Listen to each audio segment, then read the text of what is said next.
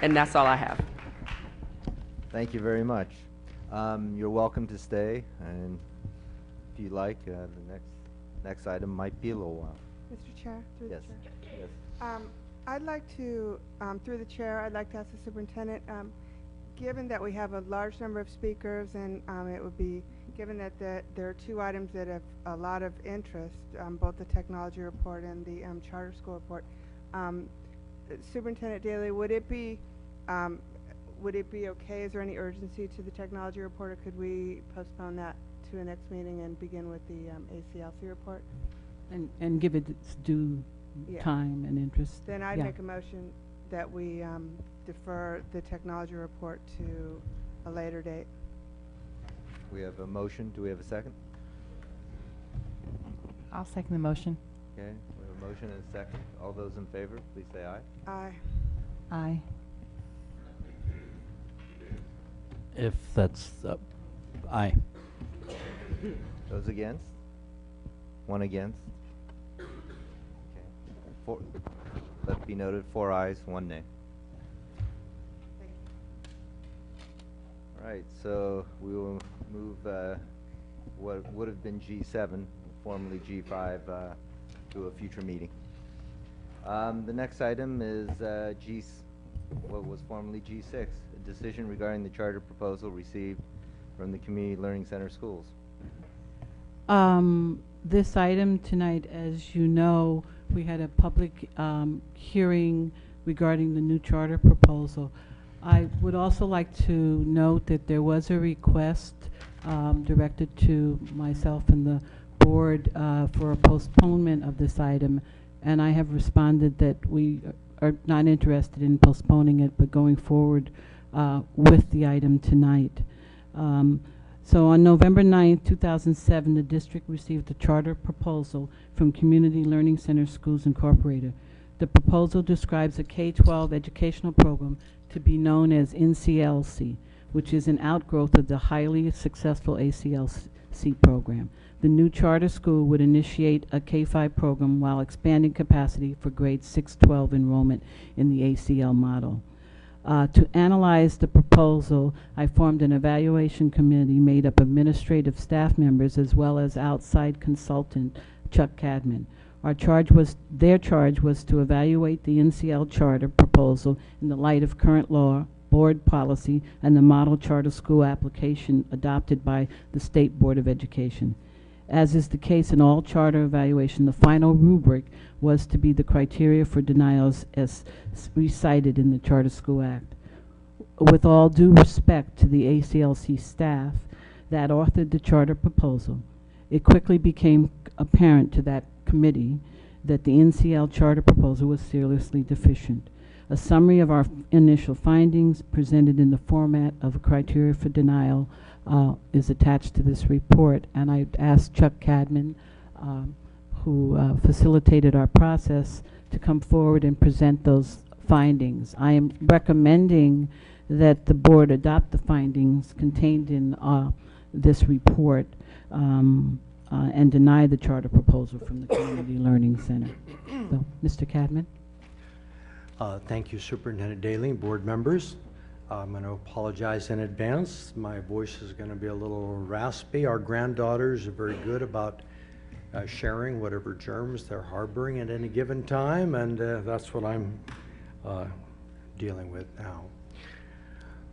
Before going over the initial findings of the committee that the superintendent formed, I want to say a word about why I think it quickly became evident that the charter proposal had a number of shortcomings.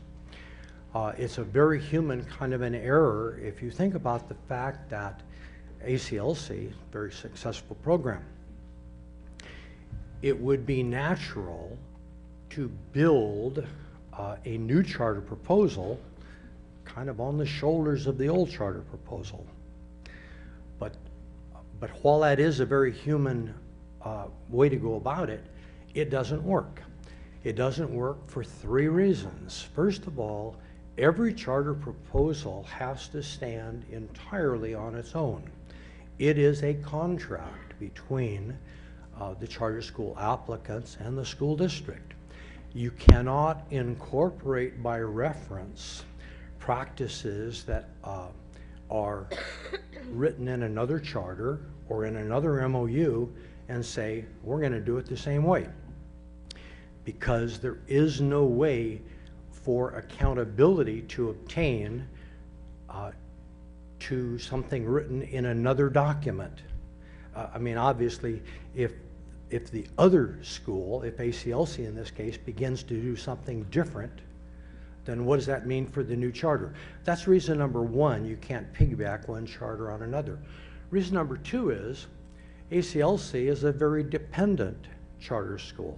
I mean, one can sustain the argument that the successes of ACLC are in large measure the successes of the school district. Why? ACLC came into existence as a district school. It was very heavily subsidized up until 2 or 3 years ago by the school district. And even now, there are accommodations provided by the school district for ACLC that are that I don't know, that I have not experienced in any other relationship between a charter school and a authorizing entity. By contrast, NCLC is slated to be an independent charter school, to be their own public school employer. So that further makes the point you can't piggyback a new charter on an old charter, especially when they're going to be such different animals. And finally, from the time ACLC was approved until now, there have been a number of changes in law and regulation. We have the model charter school application adopted by the State Board of Education, none of which ACLC had to deal with, and as time has gone on, has never really been fully reflected in their charter, but just simply we put it in an MOU. And that's very common. That meant that, in retrospect, in putting together the NCLC charter, it would have been wiser to start from scratch, making little or no reference to the pre-existing program so that it was a self-contained, self-actualizing, and a document that lent itself to accountability. Now, I say that by way of a little explanation to myself, because these are very, very bright, very capable people. And so how did it turn out that the charter proposal resulted in 13 findings, 13 initial findings from your committee, any one of which would theoretically be enough for the superintendent to recommend denial? And by the way, I'll just go one step farther and say, our 13 findings are not represented to be exhaustive. When it became clear that the charter proposal was not viable, we didn't go along and try to catalog everything that would have needed to be changed to make it viable, but rather just put together this representative report to you. Now, as Ardella mentioned, in accordance with the Charter Schools Act, any set of findings have to be based upon the criteria for denial set out in the Charter Schools Act, of which there are 5. And in our initial findings to you, first we mentioned criteria for denial number 1, that the proposal describes an unsound educational program. Well, our committee said, no, that we can't say that. It is basically a sound educational program. However, our committee did say, please note down below, under criteria for denial number 5, you'll find some comments that do have to do with the instructional program. Criteria for denial number 2 is that the applicants are demonstrably unlikely to successfully implement the program described. And the committee said, no, that's not true. These are very capable people. We can't make a generalization like that. But again, do see down below in criteria number 5, some points that pertain to the likelihood of successfully implementing the program. You may have a water.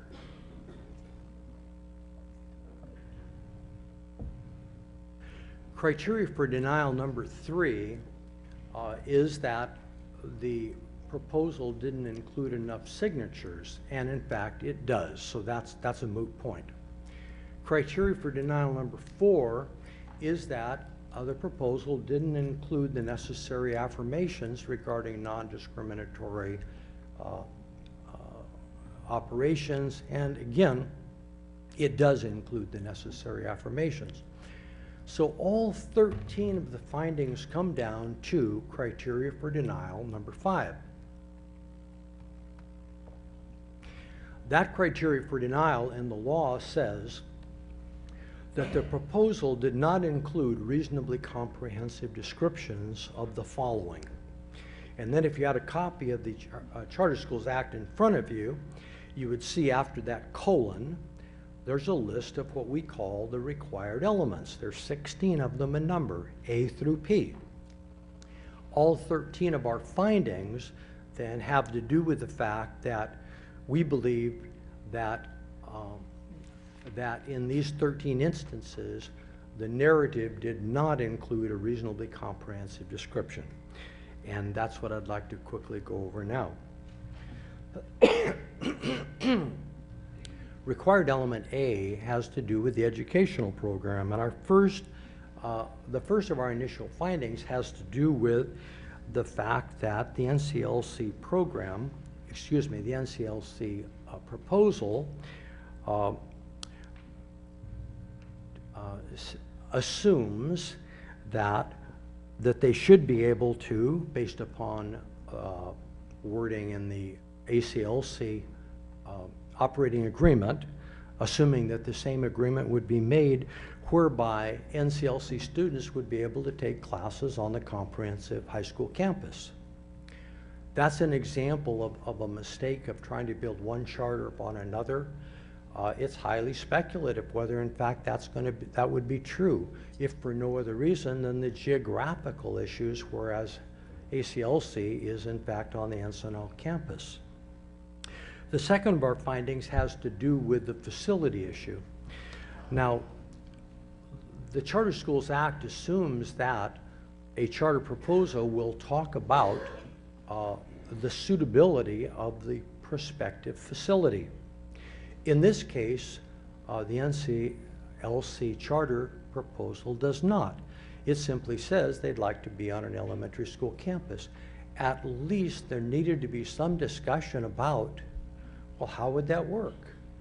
Are the classrooms, are the fixtures, are the PE equipment, how does that fit for a K-12 program? Maybe it fits great and maybe it doesn't, but it's an example of something that needed to be included to constitute a reasonably comprehensive description.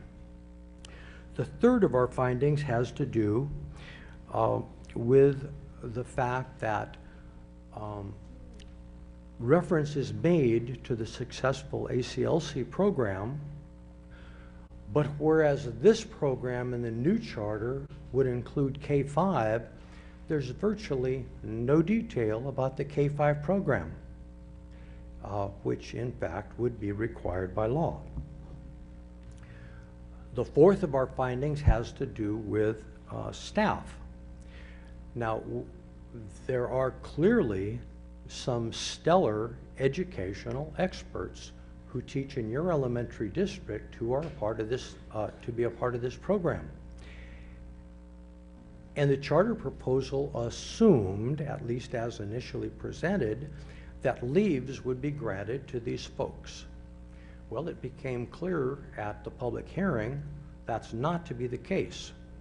So we're left with the question, will these folks, upon whose expertise the program will be so dependent, will they be willing to resign from a tenured position to become an at-will employee in the new charter school. Maybe they will, maybe they won't. But without that information, it is not a reasonably comprehensive description. The next of the initial findings has to do with special ed.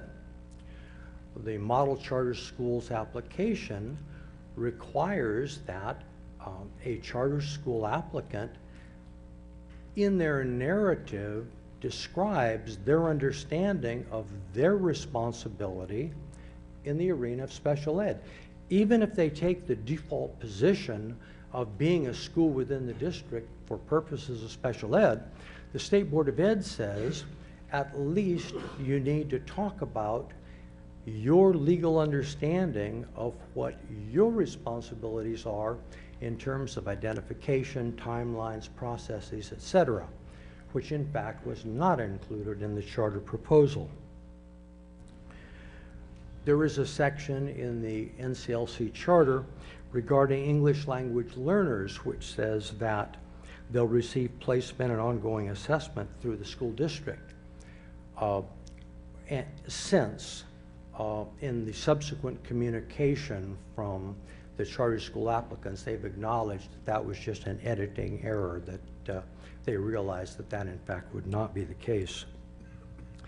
And the final instance of our initial findings having to do with the instructional program has to do with the discussion about closing the achievement gap among various racial and ethnic groups within the community. There was discussion at the public hearing about whether ACLC in fact had been successful in that endeavor, and to the extent that the new charter is totally based on the ACLC model, there is at least a reasonable question to be asked about how would the new charter go about closing the achievement gap among racial and ethnic minority students. Moving on to required element D, which is the governance structure of the school, there are 3 points here raised in our initial findings. The first is the State Board of Education says you should include in your charter some information about how you're going to train board members, how you will keep them moving forward as an effective governance structure in your charter school, which is not included in the charter.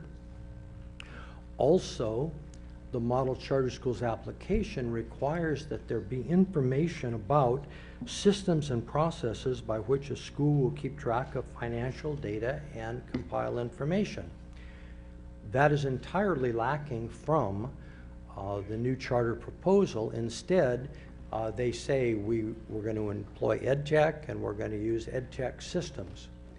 Now, I have all the respect in the world for EdTech. I've worked with them with EdTech and a number of charters. But it's not sufficient to say that in a charter. Legally, you have a fiscal oversight responsibility. You need to know who's going to have charge of cash. How are spending decisions going to be made? How's petty cash going to be handled? What is the bidding threshold? How are records going to be kept? None of which was included.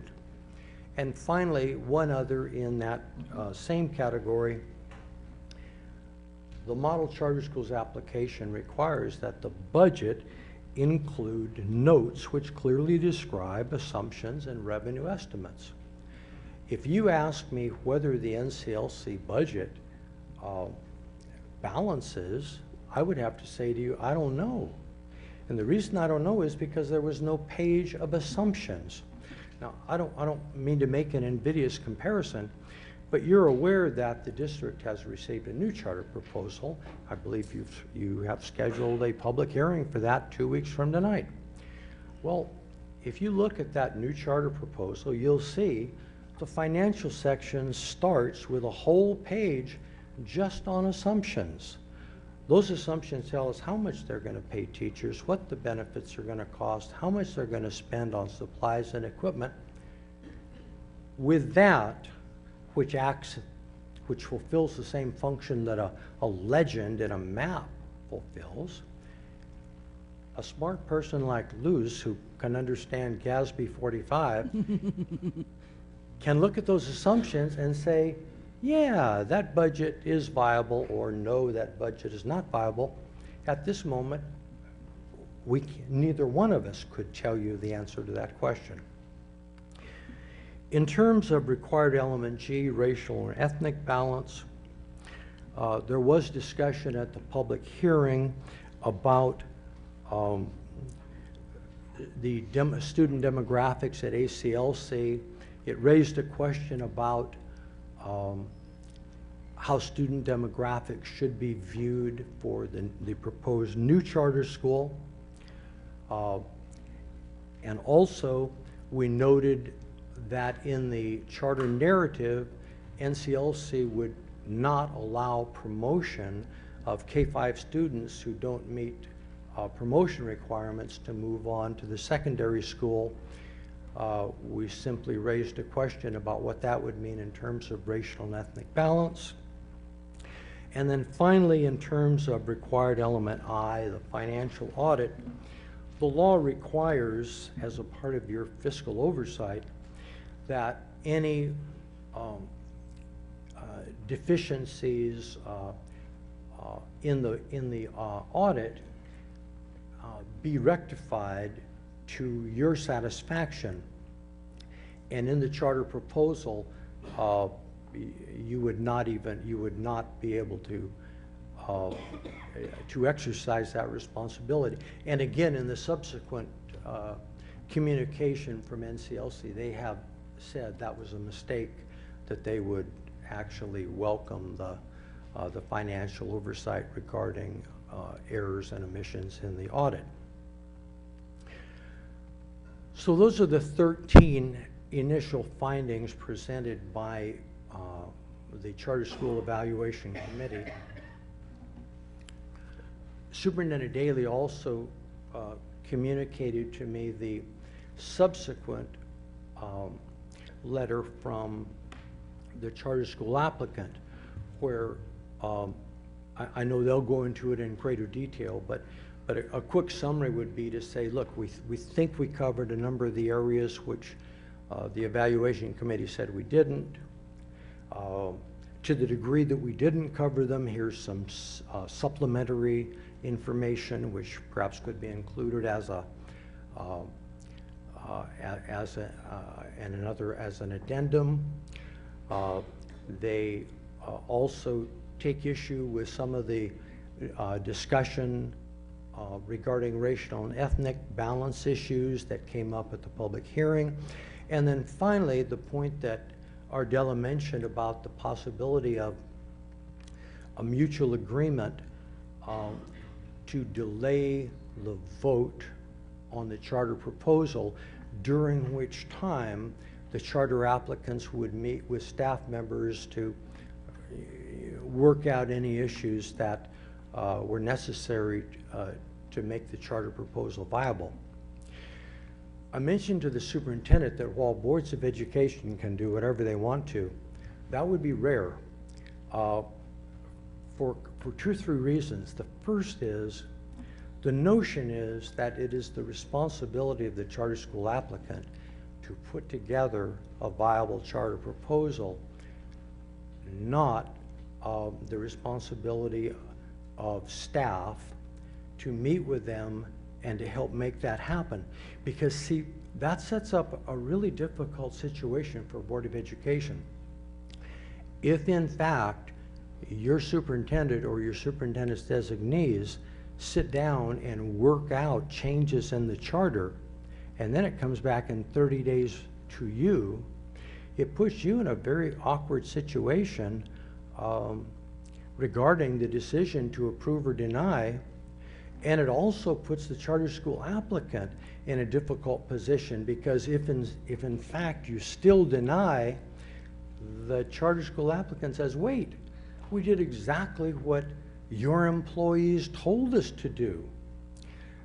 So it is not something that school districts normally do. Rather, what normally happens is if a charter school proposal is denied, there is an automatic appeal right to the County Board of Education, which may come to a completely different conclusion about a charter proposal. And if it's not approved on appeal at the county level, there is an automatic right to go to the State Board of Education. So that's normally what happens rather than the 30-day extension and so forth. So that concludes what I was going to say. Are there any questions or comments before I take my seat? As a part of process, we'll take clarifying questions, then we will take community input, and then we'll have questions amongst board members. So at this time, clarifying questions, David? Chuck, would you confirm, as I recall from the workshop that you conducted a couple of months ago, the charter petition that were this board to deny, the charter petition that could be appealed to the county, to what extent is the original document the document that has to go before the county, as opposed to incorporating some deficiencies or remedies to deficiencies? Yeah, thank you for mentioning that. I should have woven that in. The county will require that the charter proposal that they take under appeal be the exact document, except where a change has to be made to reflect the possibility of a new authorizer. For example, special ed will clearly, the charter which would be appealed to the county couldn't say Alameda Unified will do the special ed, because that would no longer be a possibility. But except for those 1, 2, or 3 instances where there has to be a change, there can't be any changes. And the same, by the way, is true when it goes to the state. Though I have seen the State Board of Education, since they're the top of the food chain, sometimes they make up some of their own rules about negotiating some changes. But theoretically, it's supposed to be the same document that was denied at a lower level.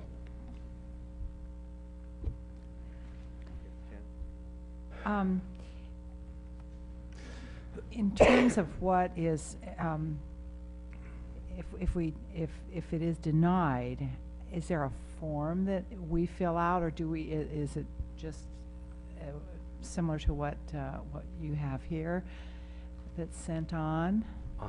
Yeah, good question, Janet.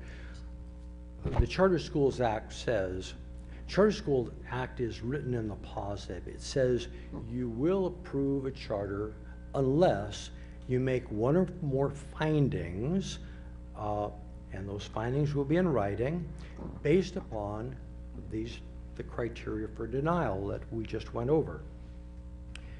Now, in some districts, I think they do something that's kind of unfair. They make the charter applicant, if they turn down a proposal, they make them wait for a couple of weeks for the document that lets them go appeal at the county level.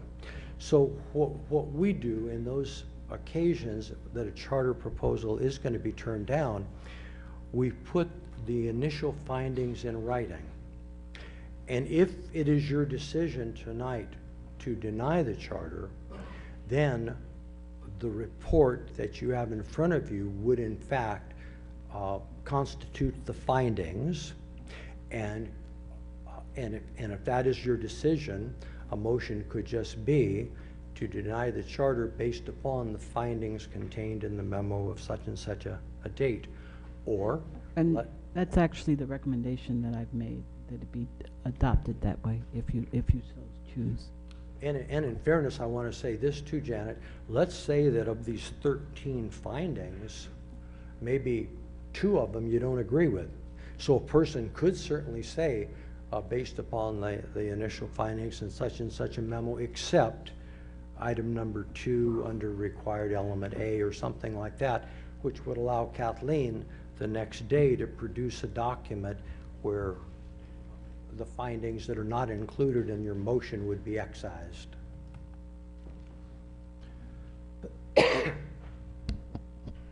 Chuck, to David's question, just to clarify, with regard to, you mentioned that there may be, that the application goes forward, the proposal goes forward, just as it came to this board, it would go forward to the county board or to the state board, with the exception of a change in the MOU, I guess, would that, like you mentioned special education, and it seemed to me that maybe you were talking, that were you saying that this board, if it went to the county, that our board would not be the authorizing agent? That's correct. Yeah, and so let's go back. The MOU now really doesn't have any, no MOU has anything to do at this point. Right now, all we have is a charter proposal, which they have brought to you saying, we would like for you to be the authorizing agency. If in fact a local board turns it down, they say, no, we will not be the authorizing agency, then they would take that exact same document, except where it had to be changed to reflect the new potential authorizer, and they would take that along with the findings upon which the denial was based, and that would be what would come before the county board.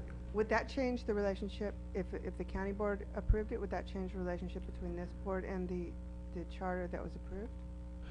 Well, sure. I mean, there would be no legal relationship.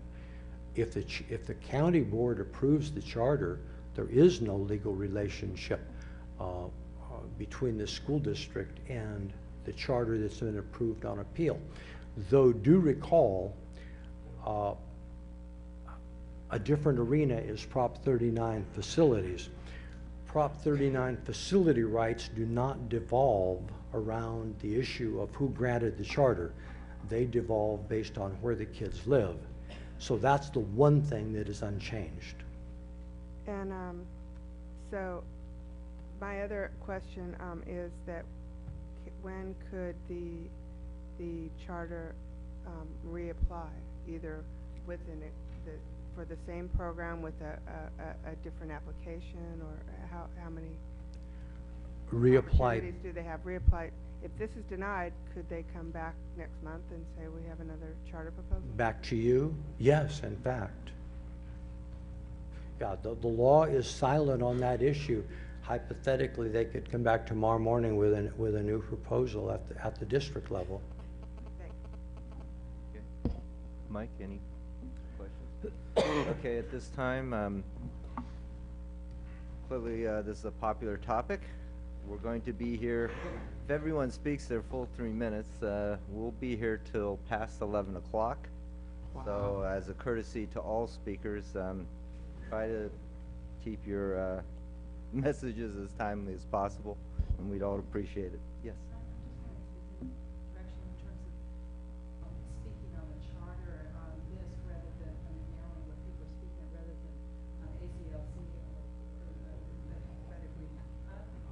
It's public comment. It's just public comment. In terms of what's going to be helpful in terms of what the agenda item is.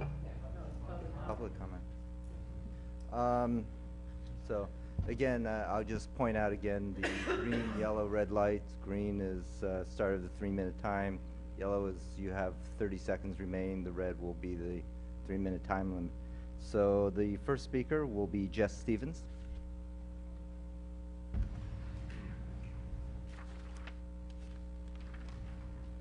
Thank you, ladies and gentlemen of the board. You are discussing a charter proposal tonight because some parents, teachers, and administrators believe that we are not doing enough for their students. They see, as I do, a problem with the educational system in California and to some extent the United States. Unfortunately, we do not agree on what the problem is nor how to fix it. Their solution is to secede from public education and start their own school, free from a lot of the bureaucratic and fiscal problems that face non-chartered public schools. So I want to ask you about another school district, a little bit south of here, 10,000 students, 94% minority, 82% free and reduced lunch, 30% transient population. Who is going to champion their charter schools? Who's going to be in a rush to give them the edge that those students want by their parents? Who's going to tell those students that they do not deserve the best education we can provide because their skin is too dark, because their parents do not drive BMWs and Volvos? The teachers in that district walk into their classroom every day making half of what Alameda teachers make, and yet those teachers don't complain about not having enough resources to meet the Williams requirements. Nor do they blame the schools, nor the students for being born into poverty. The ultimate blame, ladies and gentlemen of the audience and viewers at home, lies with us. We, the moral and social conscience of California, have allowed this state's educational system to sink into a segregated morass of bureaucracy and fiscal gerrymandering. We have squandered the future of our students and our next generation by doing nothing to correct the educational problems the collective we have created.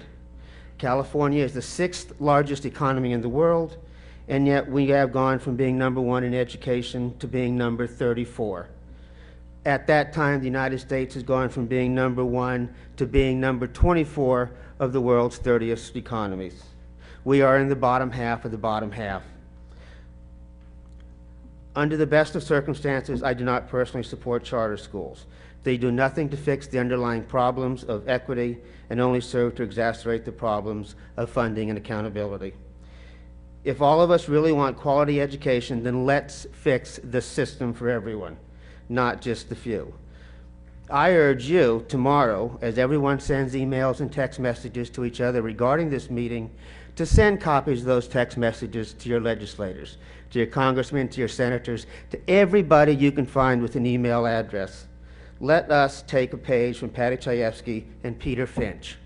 Let's tell Sacramento that we're mad as hell and we're not going to take it.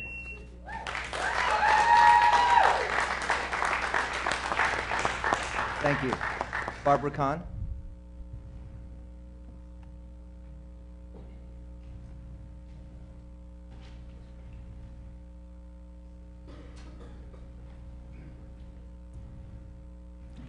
For the record, I was involved in a discussion of maybe 30 years ago about one high school with 2 campuses. I'm dismayed by this attempt of a small group of teachers to create an enclave of inequality in our community. This may not be the motivation of the teachers involved, but nonetheless, it will be the outcome of their effort. Purporting to be a school that works to create good citizens, Paul Benz, the person in charge of creating good citizens, has stated that it is not his concern what happens to the rest of the children in Alameda. This is hardly good citizenship. It's hardly worthy of Alameda. It gives a lie to the application. In the state of Louisiana, there are almost no public schools. With few exceptions, all schools are private or charter.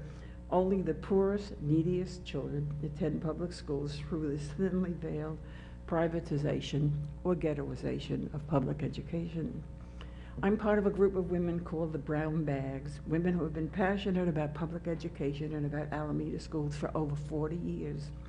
We fought successfully to have the school board move from an appointed one to an elected one. We were instrumental in having libraries in all schools. We volunteered in classrooms, libraries, and on district committees. 2 of us were elected to the school board. Some of us are no longer alive, and most of us are pushing 80. We became involved because we had children at school, and now we have grandchildren. We wanted changes and improvements for all children, not just our own. Some of us explored private schools and could have afforded them, but we recognized that if women like us, passionate about schools and education, withdrew from the public schools, there would be no progress and all children would be damaged. Where is the conscience of the supporters of this proposal? Our district has survived school board recalls, boards that cared less about children and their education than about a political agenda, but this is probably the most destructive assault on our children that we have faced. It's the responsibility of this board to see that all children in Alameda are properly served, To allow a group to experiment with some of our children is an abrogation of that responsibility. This should be denied as an experiment that is irresponsible, self-serving, and without merit. Thank you. Thank you. Currid. Andy Currid.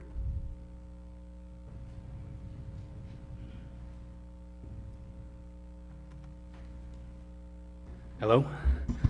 So I'm not against charters in principle, but I'm not in favor of this charter. You know, with the level of detail that's in the current proposal, I'm not at all confident that it's going to meet the educational goals that have been laid out for grades K through 5. Also not confident that it's going to give the improved results, you know, for historically underperforming groups that the charter application claims it's going to target. I think the thing that stands out the most is a lot of the applications predicated on the current program and the current performance of ACLC, which, let's face it, achieves fantastic API scores. But, you know, the realist in me says, you know, that's as much to do with the high caliber of students that are at ACLC as much as it is to do with the program that ACLC implements. I think ACLC services a niche in Alameda, and I think the current charter application is aligned along the same lines. So anyway, I'm not as eloquent as the gentleman who just spoke for the district. I think the district's recommendation gives you plenty sufficient grounds to deny the application within the criteria of the law, but obviously I can direct my comments a little outside of that. And I urge you, aside from denying the application, I want to echo what we heard for the first time tonight from the secondary task force, and that is, as a board and as a district, look for every opportunity to implement magnet programs and charters that are going to offer a diversity of choice for all Alameda students without the negative impacts that the currently proposed charter would give. You know, choice is a great thing, especially in public education, but not when it impacts a huge number of students simply to deliver benefits to a very select few. Thanks. Thank you. Ian Merrifield.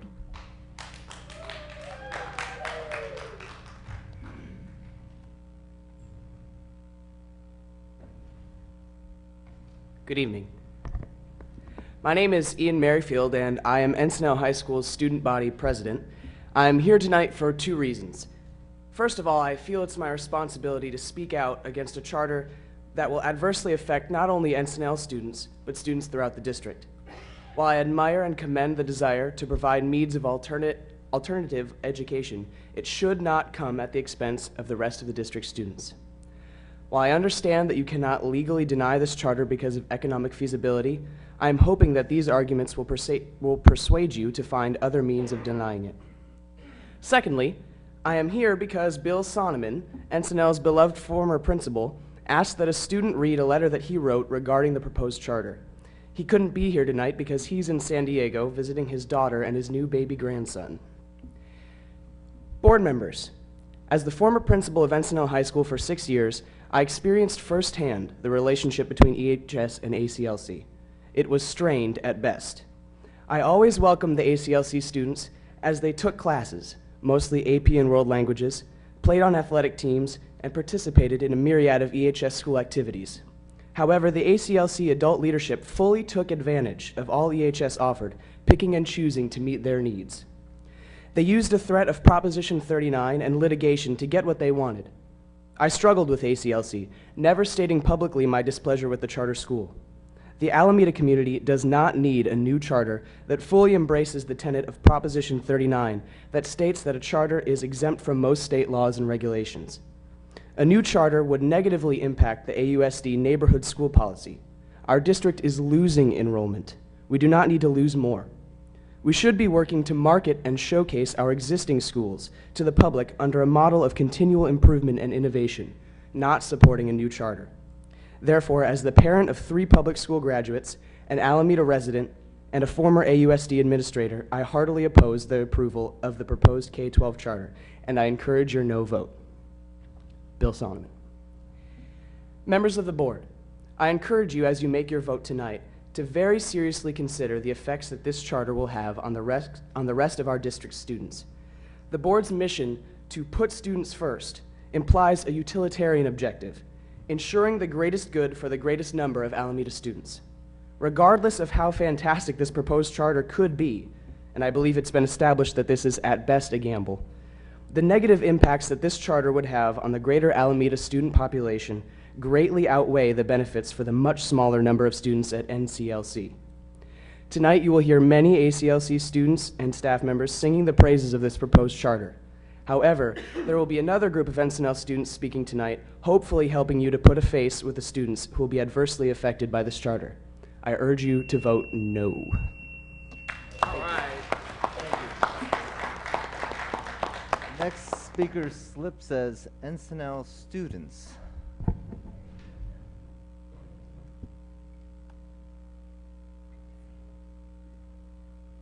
I'm not sure whether we're allowing 9 minutes for 3 people or 3 minutes. No, it's fine. Okay. One speaker's slip. Okay. 3 minutes.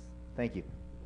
Good evening. My name is Becky Sotelo, and I am the proud student body vice president of NCNL High School. You may or may not remember me, but I stood in this very spot last year, speaking out against the proposed budget cuts. Well, I'm back, and although the situation is now different, NCNL High School and the other schools in the district fear a repeat of what happened last year. This new charter school will only create more problems for AUSD. This school will take students from AUSD schools, and therefore enrollment will drop. This drop will cause a decrease in money all throughout the district, thus cuts have to be made. We know there's a huge budget crisis in California, and this new charter school will only make matters worse. While the idea of this charter school is fantastic in theory, it is essential to keep in mind who will be hurt in order to make this a reality. We will be hurt. At NCNL High School, the same programs will be put on the chopping block as last year, and a new charter school will not be worth these losses. For example, last year on the chopping block was both Alameda High and NCNL High's College and Career Center. The College and Career Center is an extremely valuable student resource, providing intimate personal counseling for life beyond high school for students who otherwise would have no means of receiving that help. This charter would make it even harder for the district to financially support such an amazingly important resource. By creating the new charter school in CLC, funding will essentially be cut from the 2 high schools' AP programs. If approved, the quality of the AP courses and the opportunity to challenge oneself, in addition to the preparation for college, will suffer. As a student athlete, I take part in many sports at school that are funded by the district. Youth that may not be best at math or history can learn teamwork, discipline, and make friends otherwise that they would not have made. If the new ACLC charter is approved, cuts like the ones proposed last year, the high school sports teams would be greatly affected with the cuts made to programs and terminations of teams altogether. These are the voices of students that would be directly affected by this new charter school, and there are thousands that are not here tonight but would be affected in exactly the same way. So is it really worth it, helping 300 kids and hurting thousands? Not to mention that we don't even have any evidence that this school will actually succeed as planned. It is not worth it. It is not worth the money they will take from the district. It is not worth the teachers that will be lost. It is not worth the programs that will be cut. It is not worth the suffering of our schools. Vote no. Thank you. Barbara Mooney. Barbara Mooney.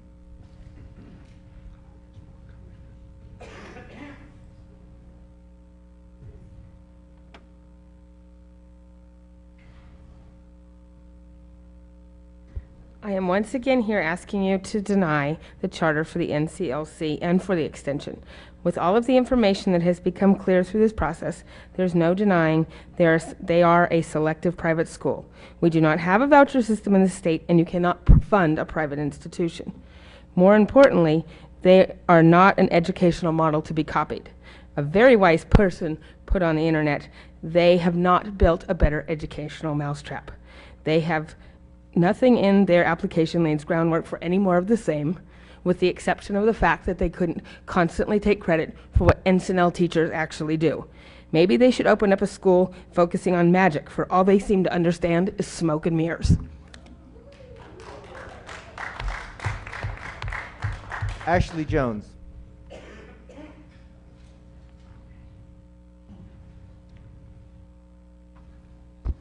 Good evening. 50 years ago, I started teaching here in Alameda, and I believe in public education, and this is not public education. these people are the same people that tried to get vouchers through and didn't make it, and now they're just taking another avenue. I think it's exciting, the ideas of trying these new programs, and you're going to need all your facilities to house these new programs. I hope they come into being, because the public, as it now exists, the junior high school is a total failure and needs to be completely revamped, because my grandson does not feel safe in one of the, the one he went to, and I'm now homeschooling him. And my granddaughter next year is going to 6th grade, and if she doesn't do what, if she doesn't feel safe, then I'm going to homeschool her, because I have the capability of doing that, but I don't want to. I want them to be in public schools here in Alameda, and I'd like to see these new programs so that we can get our kids back in where they belong. And I'm glad that they didn't do a good application, and I hope that they never come back. Thank you. Sylvia Khan? Sylvia Khan?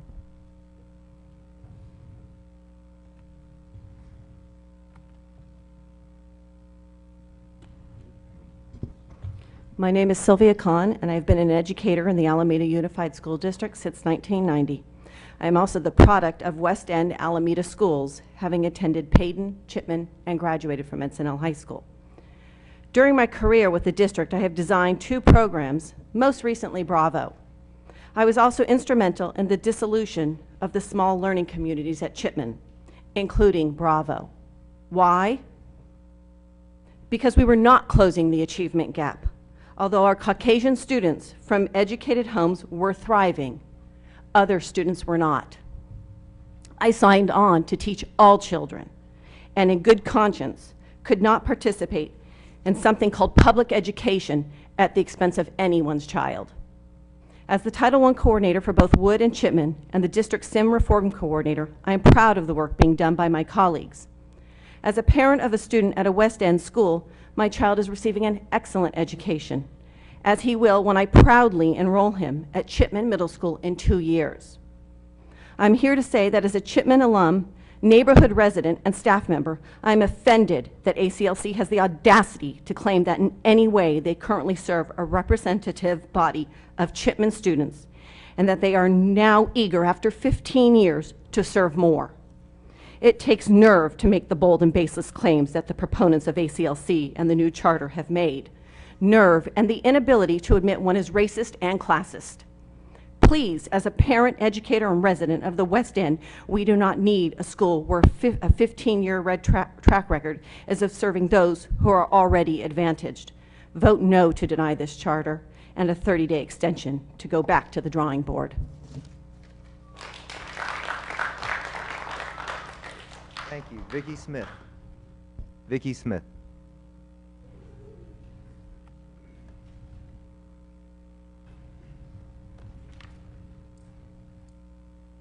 Good evening. I'm Vicki Smith. I'm a lifetime West End resident, and I've been a community activist for over 35 years. I work at Longfellow. I serve families in transition, and last year I served and gave services to 271 families.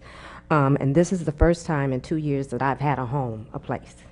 I've been bouncing and bouncing from sites to sites. The numbers I serve is bigger than Alameda Community Learning Center. We have a store where families shop for free, and they love it. A lot of district employees come and they bring clothes, etc., and the store is working wonderful. It's a caring community. After School Programs has their office there at Longfellow. They have a staff of 52. They run after school programs for 7 schools, and they have 1,200 students that they serve 5 days a week until 6 o'clock in the evening. Alameda Family Literacy has over 100 families, men and women, who work and walk there every day, learn English, get their GEDs, go to parenting classes to learn life skills. There are 2 child care rooms. I'm kind of nervous. People that live in the community, they walk there, I walk there with them. They come rain or shine, pushing strollers. Head Start is a preschool, and it has been serving the community too and the families. Alameda Multicultural Community Center is there, and it does 3 vital art programs at 3 school sites. The superintendent has made several meetings to include teachers, community members, and parents and get their input. I have not seen ACLC come for a site visit to meet people, see what programs are up and running well, or even ask for our input. All these services are essential and vital to Alameda students and the community. If ACAC wants another charter school at the elementary school, how would it work if people are already there doing programs for students, family, and the community? I just want to say I worked with Renewed Hope on the mass evictions of Harbor Island. And that was very hard because people were pushed out. And now it's upscale, and they have not taken Section 8 vouchers.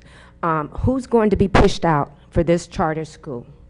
People that are already existing there and have lived in the community for years. I watched people leave their homes that had been there for 30 years. So we really need to think about who this also affects. These families live in the community. They are part of the community. They come there for a reason.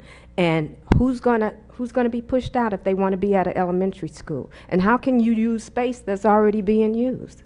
People exist there. We live there. That's our community. Thank you.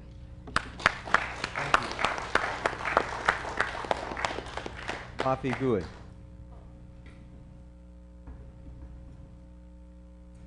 Good evening. Thank you for having us. My name is Mafi Gay, and I will be the lead facilitator of the NIA Community Learning Center.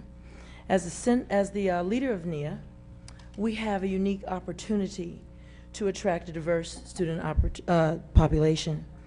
I am and will continue to work as hard as I can to attract an ethnically and economically diverse population. I have 20 years experience working with and directing programs for the disadvantaged. I bring this expertise to NIA.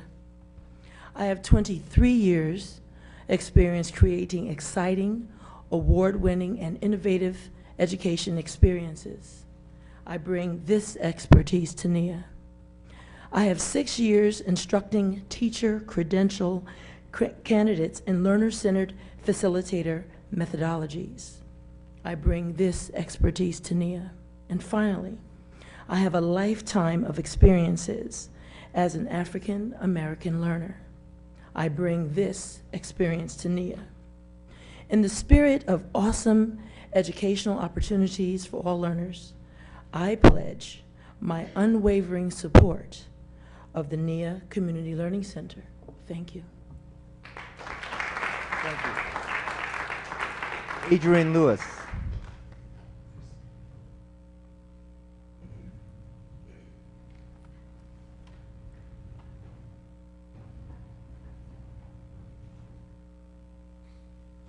How you doing?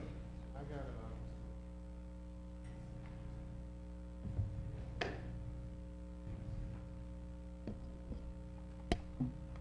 Wow, there's been a lot of people up here talking about all the disadvantages of NIA.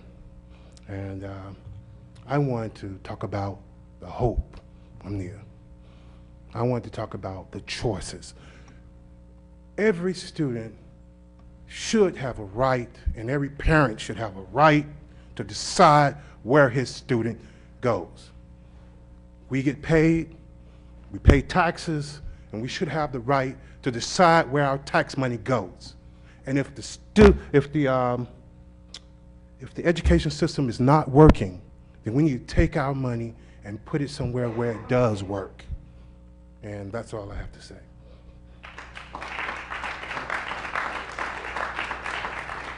Roger Harris.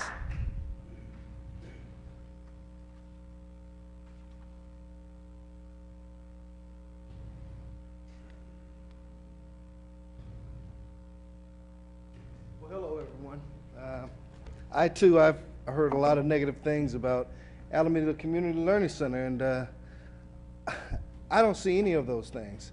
I see the kids, they're bright and excited, and they love being there. My kid has been there. He went through a lottery system to get in. He didn't get placed in, or he didn't get any special treatment. He went through a fair system to get in. His excitement for school, his love for school has just increased. And you know, his sister, his younger sister, she can't wait to go to a school like this.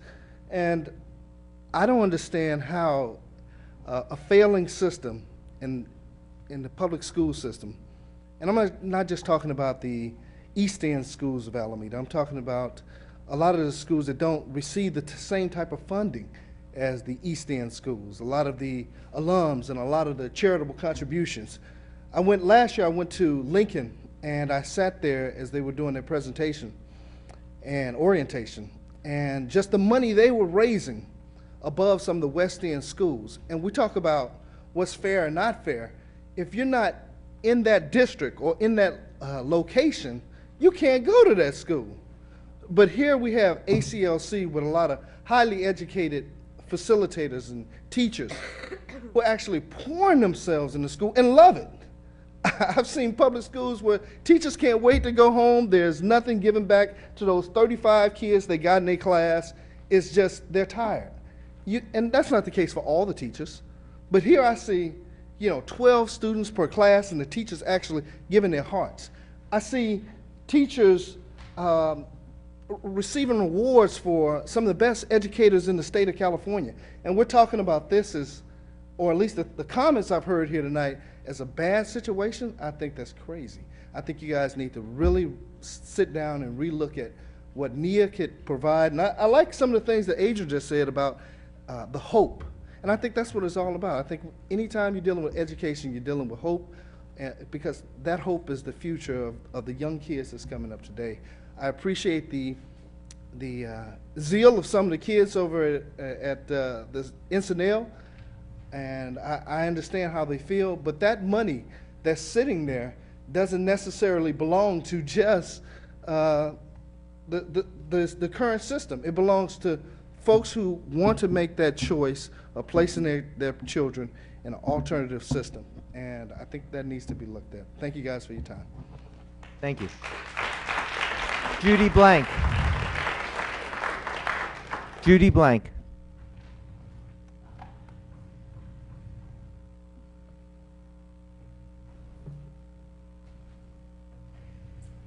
Good evening, President and board members. I'm taken aback by the energy that we saw at the beginning of the open statements. The Alameda Community Learning Center was established originally with the vision of the school district. The reason it went charter is because the district wasn't going to have the money to be able to support the technological aspect of it. And the only hope of it continuing as an alternative learning situation is for it to go charter. Unfortunately, we've lost a lot of our the Wood Academy and Brava and various other programs which serve the needs of students. Yeah, I'm white, and I go to ACLC, and I go to ACLC because my child was having difficulty in the traditional public school setting. He's a much happier kid now because he has some freedoms that he didn't have before and that he has always needed. In preschool, he was having trouble because he needed that freedom. The people who are involved in the Community Learning Center and who will be involved in it are nothing but the best. And I think they'll provide. I think when ACLC started, no one knew what it was going to be like. No one knew where it was going to go. And it developed into a program that has created a niche for kids who need it. I appeal to you to please approve this charter. It is a need in our community. Thank you. Thank you. Martin Karazi. Excuse me if I ruin your names as I speak them out.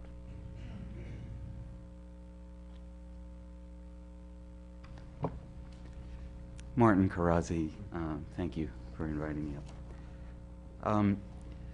I look at all of you as representatives of our public school system, but not necessarily the administration led by our superintendent. You are serving all of the community in Alameda, and this is critical.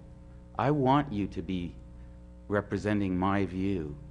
I want you to be considering the needs of moving the educational system in any way, shape, or form, however it has to happen, because it has to change.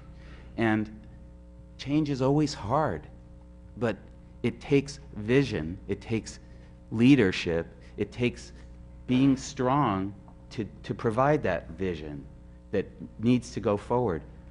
You are being asked to accept a charter proposal from a true and tried system. The issues that have been brought in front of you tonight are petty at the very most. They are small. They are issues that can easily be fixed by correction, by the smallest efforts. To deny a charter on those grounds is heresy.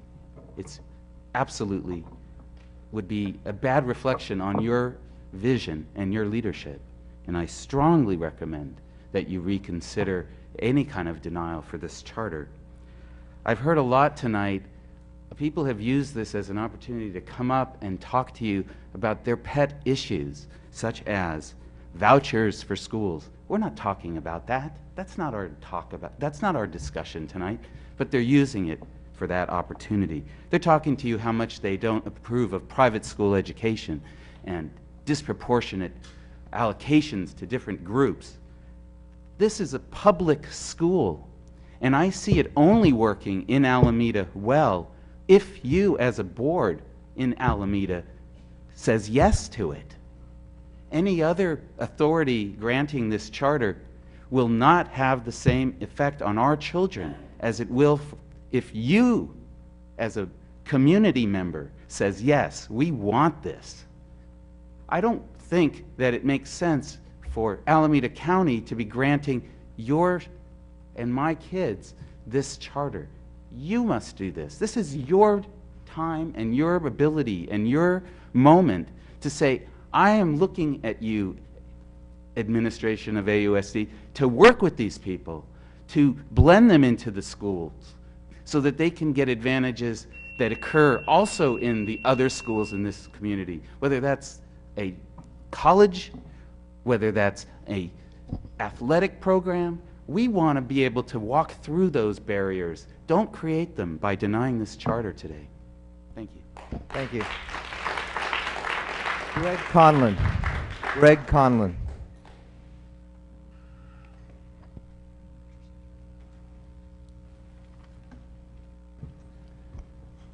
Thank you very much. I think I've known all of you at one time or another, but just to reintroduce myself, I'm Greg Conlon. I was a partner with Arthur Anderson that started the vision process back in the early 90s for Alameda Unified School District, and we worked with the district for several years in trying to incorporate that into the school district, and we helped them start the Learning Center by investing $1.5 million and spending a lot of time and effort in starting this new concept. Arthur Anderson has spent 3 years researching the information that we tried to get implemented in this school, and here 15 years later it's been very successful. My understanding is it's on the top 5 or 1% in the state. So you've got a very successful model here that they're trying to incorporate in other students in the district. And not only in this island, but my objective is to get corporate America in the Bay Area to replicate this vision in other communities in the Bay Area. And I will continue to work to do that, whether you approve this or whether you don't. But I would encourage you to approve it, because it's talking about change. People are resistant to change. You have to sacrifice for the better good. I mean, I was in Washington, D.C. this morning. I was at Mount Vernon on Saturday. And I was at the Arlington Cemetery Sunday and saw 300,000 people that are buried there who sacrificed for the better good. So it's going to be a burden on you to approve this. You are going to be criticized, and some of the students in Encinal and Alameda are going to probably lose something. But are you sacrificing for the better good? I mean, think about what you're doing if you turn this down. I mean, your own people agreed that it was going to be a successful model, and that it was a sound education program, and it was going to meet the discrimination objectives of not discriminating. So the three basic things that any school system should have, you agree with. And I do agree that the things that they're raising as objections can be worked out. I mean, I'm a lawyer. You know, they have due process. If you raise criticisms, you've got to give them an opportunity to respond. I mean, you've got to let them fix whatever it is that you think's broken and come back if necessary, if you think they're serious, without just turning it down I mean, you can't make deficiencies without giving them an opportunity to respond. Whether you do it, because otherwise you're going to just go through this process over and over. It's going to waste your time and theirs. Sit down as reasonable people. Make it a win-win situation. Make sure that you get your input and their input, but don't stop something that's successful. I mean, change is always hard for all of us to accept, and we each have to suffer a little bit to take the changes that are better than for us. So I just appreciate being here tonight, and I've been following this and working with it for the last 15 years, and God willing, I'll be here for another 15 years. So you're not going to get rid of me. But I do hope that you approve this project tonight, and that if there's anything I can do personally, I'm going to be here to help. Thank you very much. Great, thank you. Cynthia Young. Cynthia Young. She left, okay. Carlton Grizzle. My name is Carlton Grizzle. I'm here to speak to the board and to Alameda parents present at the meeting and who might be watching us tonight. I'm here to speak about empowering parents. The governing structure at ACLC is based on a parent-learner facilitator alliance that depends heavily upon parents, guardians at every level of governance, from membership on committees to voting power on our governing board. ACLC families are involved in every aspect of school governance, including finances, curriculum, extracurricular activities, and more. Parents have tremendous voice in our school. This parent-learner facilitator-based governance structure has served ACLC successfully for over 12 years and has resulted in the award-winning school we are. The new charter school, NEA Community Learning Center, will have this same type of governance structure based on a significant parental contribution due to our desire and ability to empower parents. Parents, the state of California is trying to empower you too. Do not mistake, despite the claims otherwise, our critics' #1 concern is financial impact on AUSD. They are speaking as if we are robbing the district of something they own. Those critics are acting as if AUSD is entitled to the state-provided educational money of every child in Alameda. Those who don't want the school to be chartered don't want my daughters to go there. They don't even know their names. To them, my daughters are simply $5,777 apiece. Here's a fact that Alameda families should know. The money does not belong to AUSD. That money belongs to our children. As parents, the state of California has recognized our right to have a voice in where that money goes for their public education. That's why the charter school laws were passed. That's why there is money available to charter school, money that increases every year, and that's why there are only 5 legal reasons for a charter petition to be denied, and the financial impact on the district is not one of them.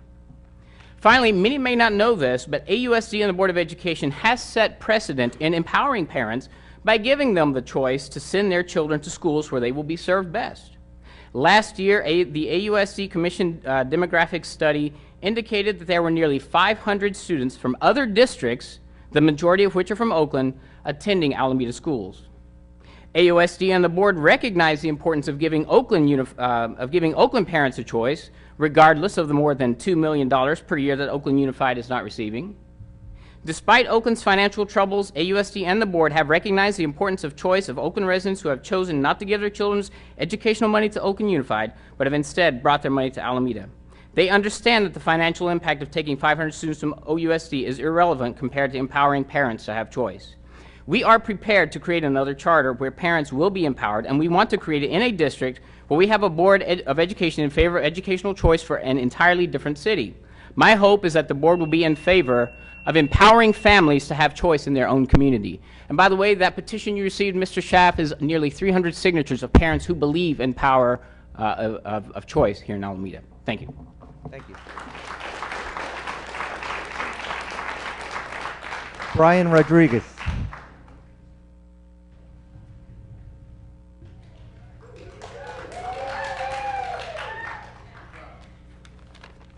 Thank you, members of the board and Superintendent Daly. I've been a classroom teacher at Encinal since the beginning of what was then referred to as the Secret School, or Arthur Anderson Community Learning Centers, now known as ACLC. And I've seen it grow and develop. I've been recognized on a state and national level by various educational institutions, universities, national magazines, as an innovative educator, and the College Board certified my advanced placement classes in Encinal High School. I've collaborated with many of the ACLC facilitators on various projects. I respect Paul Bentz, who serves as the chief architect of this current application, and I consider him to be a dedicated educator. I've gained additional insight into ACLC because I teach advanced placement classes at Encinal High School, and have had the privilege over the last 5 years of having many ACLC students in my classes, and can attest to the ability and drive of those students, as well as the support of their well-to-do parents. However, I do not believe the ACLC model has much to do with their achievements, and I'm against expanding this model. Originally, Arthur Anderson Community Learning Center was a well-funded and innovative program led by experienced and exciting teachers. The equipment was first-rate, the computers were modern, the class sizes were small, and the learning seemed to be exciting. But that was then. Today, ACLC is a dirty, chaotic, and crowded environment where many of the students flaunt the rules of the Alameda Unified School District, riding skateboards through the hallways, walk without passes out of the center whenever they like, and make a tremendous amount of noise disturbing the ongoing classes in Encinal.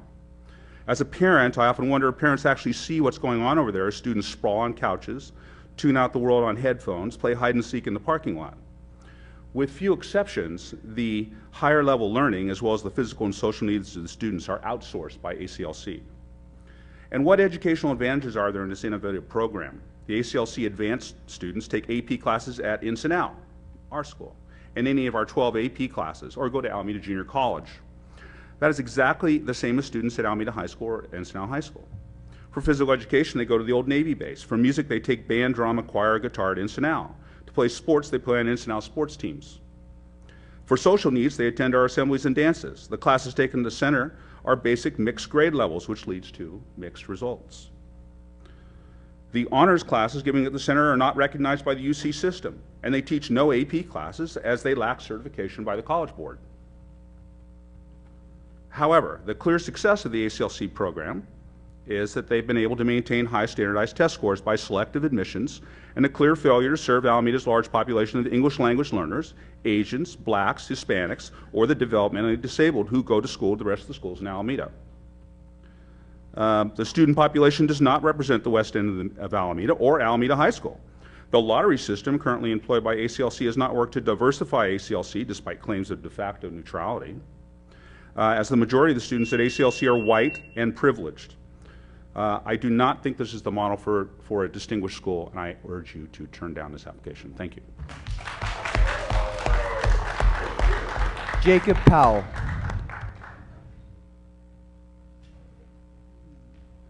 Good evening, board members. My name is Jacob Powell. I'm a facilitator at the Alameda Community Learning Center.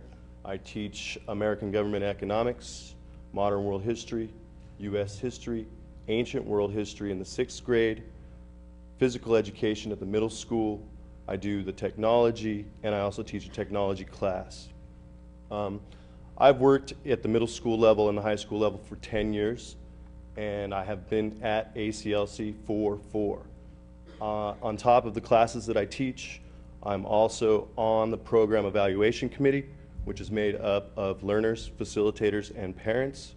I am the union representative and also a union member.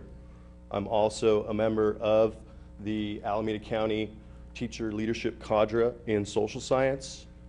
And on top of that, I'm here tonight to talk to you. And what I would like to say to you is that we need change We need to get away from the status quo. The speaker who just spoke and many of the people who spoke tonight have never come through my door in the 4 years that I have been at ACLC. They're talking about someplace they've never been. They've never looked at the model. They've never experienced the model of education. They've never sat through one of my classes, one of my honors classes, U.S. History Honors and American Government Honors, which are all UC certified. So for the people behind me to speak about something about which they do not know, I think is a fallacy. I support the NIA Community Learning Center, and I would appreciate that you support it as well. Thank you. Peter Laub.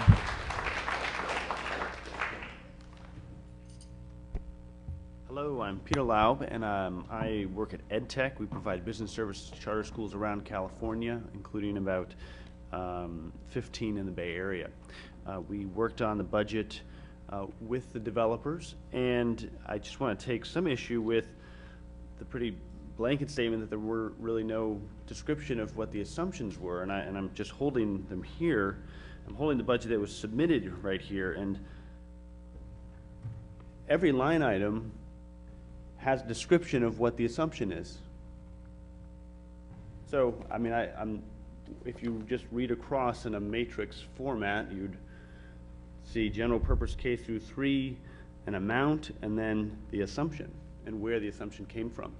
So, and you just go down that page after page, you'll see notes page after page. So I'm a little confused as to why exactly there was a comment that there were no notes.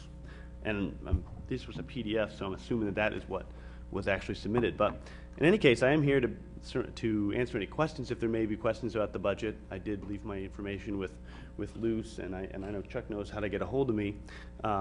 So if there were any questions previously, we could have answered them. I'm also here tonight. Thank you. Thank you. Lowry Fenton.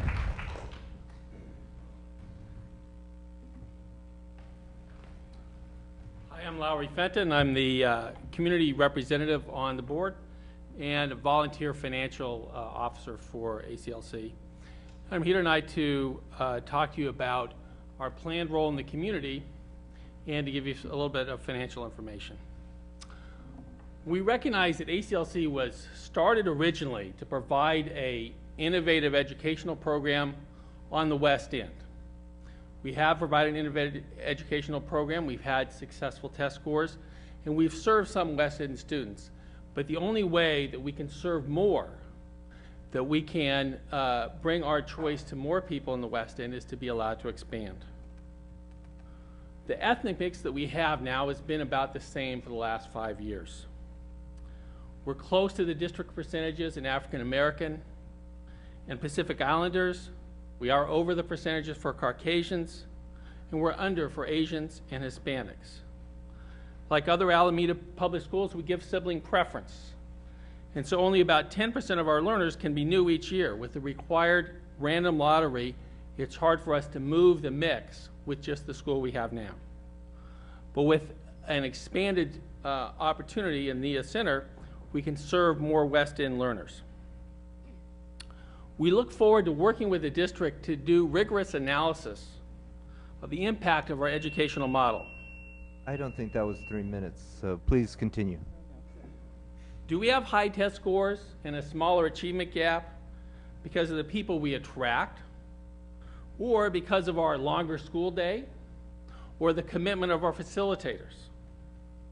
Do we have significantly lower discipline problems because we have a learner-led judicial system, because our parents volunteer at the school, or because kids that have a tendency to fight don't want to enroll in our program? We'll gladly work with your staff to design scientific studies to help assess these questions. But the people that assume, with no evidence, that our model will not help academically challenged West End kids, who assume that those kids need to have a tightly scheduled, back-to-basics curriculum to succeed, are also displaying their own type of prejudice. We don't claim to be the right school for every kid, but we believe that more of them deserve the opportunity to try our model. On the financial situations, as Peter said, we're happy to review the assumptions with you. We'll provide information, including the confidential salary assumptions, to your staff. And we'll welcome your oversight on any audit exceptions that might be raised. We'll do whatever it takes to bring successful educational choices to the West End of all of Alameda kids. My kids graduated 6 years ago. I have no personal interest in this.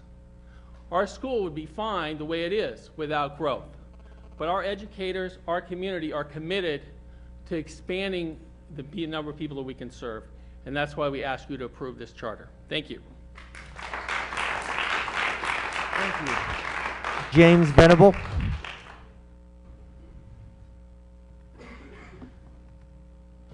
I want to respond to the criticism that we did not provide a comprehensive description of our K-5 program. I worked on the K-5 part of the charter. Our vision for the charter application and the Appendix N is the same as the vision of public education: to teach all children basic academic skills. We plan to achieve this by implementing a balanced curriculum, broadening literacy instruction, and fine-tuning assessment. By providing a balanced curriculum, we are not only concerned with what we teach, but how we teach it. Powerful teaching is responsive teaching that is based on the learning styles and the cultural backgrounds of the learners, as defined by Geneva Gay and G. Lanston Billings. The NIA Charter School will use research-based instruction that draws from many areas, including linguistics, cognitive psychology, socio-psycholinguistics, and from ongoing classroom practices developed at schools of education such as Columbia University's Teacher College with Lucy Calkins, Stephen Krashen from the University of Southern California, Shelley Harwain at the New York City school system, among others, all members of the National Council of Teachers of English. Our approach embraces a progressive ideology that recognizes that language is best learned in a meaningful and purposeful context. When students are engaged in authentic language use, three things happen. They learn language, they use language to learn, and they learn about language. Therefore, they will learn to read, but also read to learn. We plan to broaden literacy instruction to include not only conventional reading and writing, but digital, visual, and critical literacy.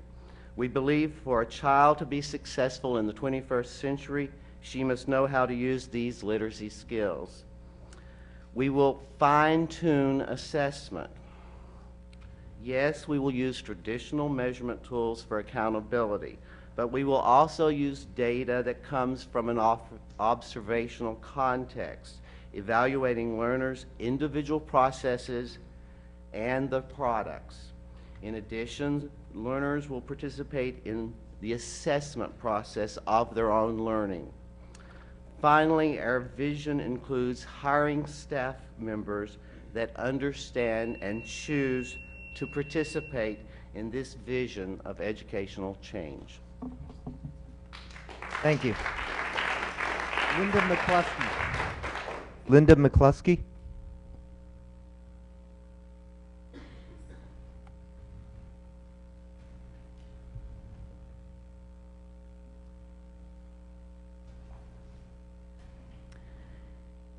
Appreciate this chance to speak to you again. I worked on the K-5 part of the program in the proposal, and we'll speak to you about some clarifications. But I want to tell you that as a teacher when I was here, I felt empowered by this school district to make change. I felt empowered to look at myself and the way I was raised and recognize where I was raised with racist thoughts and where those got into my way when I was teaching. I felt empowered to integrate my special day class with a regular class. I felt empowered to make changes at an amazing program at Payton, some of which is still surviving, not too much, but a program that was much like what we want to do for the K-5 at NIA. Payton, if you can picture that, has a central learning center and many classrooms around it. That's really the effort behind what the K-5 would look like. We realize the K-5 student does not in any way, shape, or form, is not in any way, shape, or form ready to take on the responsibility that the 612 students, for instance, at ACLC take on. The younger students need a dedicated facilitator and a dedicated space to work in. They will need also chances to be in multi-age groupings, but that will be as needed. They need hands-on, direct involvement in their mathematics and science curriculum. They don't need reading books. There was a huge movement in this district when I was here that was very exciting to help those of us who are elementary school teachers not teach the same dinosaur unit every year. Think about the disservice there in an age when kids need to know science. K-5 students need to mess around with it, and they need to do the same thing with mathematics so that they understand what's going on behind multiplication, not just the facts. They need to know both. They need to mess around so they understand the principles about the water cycle. They need to get their hands in there. So it's a different model of the older ACLC, but it's still the same in the responsibility that the young people will take. They will be using what's called the Reading and Writing Workshop, which was developed in Columbia. It's been around for 30 years. There are other districts in this area that use it. And in fact, it was the basis for the underpinning for the reading program at Washington School when they received the Distinguished School Award in 2006. That program encourages, with the support of facilitators, young learners to make choice in their reading and in their writing with the direction of others. The program will go on and look like that. And we expected to be able to sit down with you guys and iron that out if it was necessary. We'll be back. Thank you. I'd like a motion to extend the meeting. Move that we extend beyond 10:30. Is there a second? Second. All those in favor, please say aye. Aye. Aye. Aye. Unanimous. Okay, we keep going.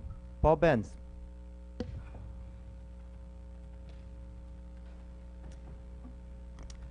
Thank you. Thank you for reading our charter and considering our charter. When I originally thought about what I was going to speak about tonight, I thought I would talk about the 13 points, but I'm not sure there's any point in talking about the 13 points. You have our response to the 13 points, and Chuck sort of made it clear that his opinion was that you guys stopped at 13 points because you were just tired, and that if I responded to these 13 points, there would just be another 13 points. So it's kind of pointless. I can tell you that the charter was reviewed by several experts. Miles Dennison reviewed over 5-6 drafts of this charter from the Charter School Development Center, and this is what he does for a living. Paul Minnie, our attorney, reviewed our charter, and neither one of them, after reviewing our charter and reading the comments here, believe that our charter is seriously deficient. So it's not seriously deficient. There are some minor flaws in it. If you want to use those minor flaws and reject the charter, you're perfectly capable of doing that, and you can do that. So I'd rather just spend my last minute and a half or whatever. 12 years ago, I think it was Mr. McMahon and Ms. Daly here hired me to be part of the School of the Future program in Alameda. And it was a great honor, and I poured my entire life into it, and I think we've done exactly what you asked us to do. And as the admissions director of the ACLC, it really saddens me every day when I get phone calls from people that want to come to our school, and I have to tell them, basically, you can get in line.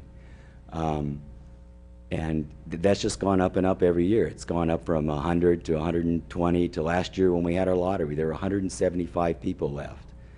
And for me, that was really the impetus for, you know, saying that we really have to do something. We've approached the school district several times about some minor expansions of a 612 program to grow it over time and work together on this, and none of those things worked.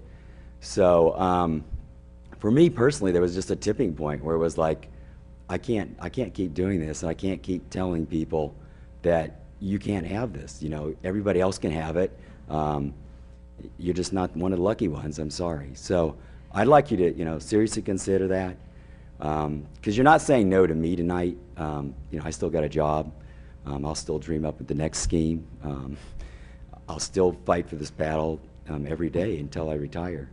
But what you're doing is you're saying no to the 170 people who've already committed themselves and want to be part of this vision.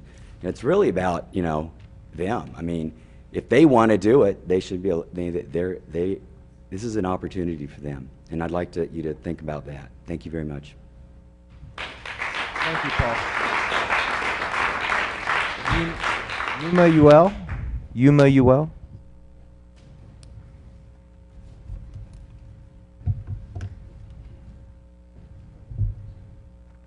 Good evening. I am a parent of a student who attends ACLC. She has been going there since she was in the 6th grade. I like the school. My daughter loves the school. She stays often after school longer working on her schoolwork.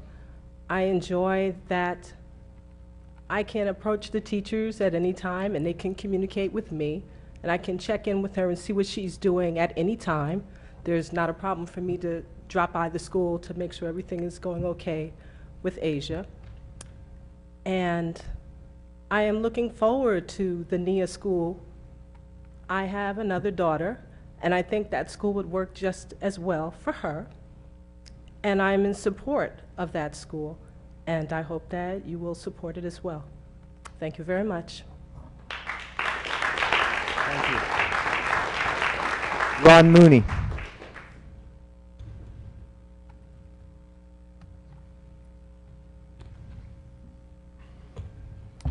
Good evening again, Mr. President and board members. Logically tonight, of course, you're focusing on the charter application and your staff report. I would say that there's been a lot of heartfelt things said tonight that certainly will weigh on you as well, but I hope you remember the first public speaker's words. He said them fairly eloquently, and also someone who I lovingly call Mother Khan. I would agree with her comments too. So I would ask you to take a look at the staff report. From so far what I've heard tonight, it sounds like you have the findings there, and I would ask you to uphold your staff's findings. Thank you. Thank you. Trish Spencer.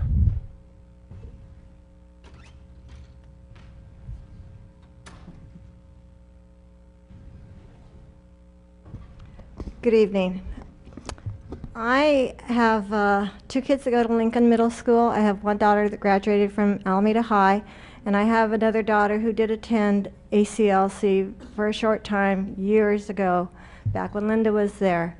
And why did that daughter go there? She went there for many reasons. She was bullied at Lincoln. She didn't do well academically. She had issues. That was the first time where we felt that she had found a home. And I was very fortunate that year to be able to attend a graduation from ACLC. And I saw many students stand up, I think it was at the Elks Club, and speak about where they had been kind of lost, not really reaching their potential, wherever that was on that academic spectrum. And they went there and they found a home. And they found a home with someone named Mafi. And I remember my daughter coming home and telling me, you know, we call her Ma.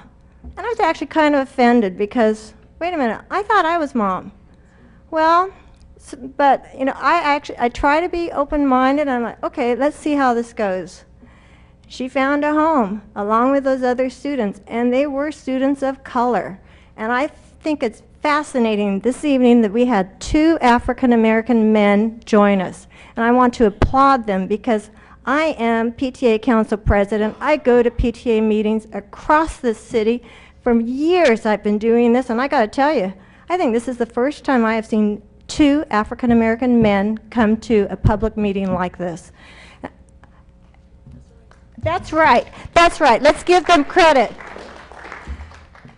I say that's extremely important. When I see Mafi wanting to lead this school, again, I say, you know what? That's nice. Let's see what she can do. Let's give her the power. Let's give these men the power where they are enthusiastic. I can go to Chipman. In fact, I was at the meeting the other Sunday night at Chipman. It was actually at Encinal Cafeteria, but on behalf of parents that are going to be going into Chipman possibly.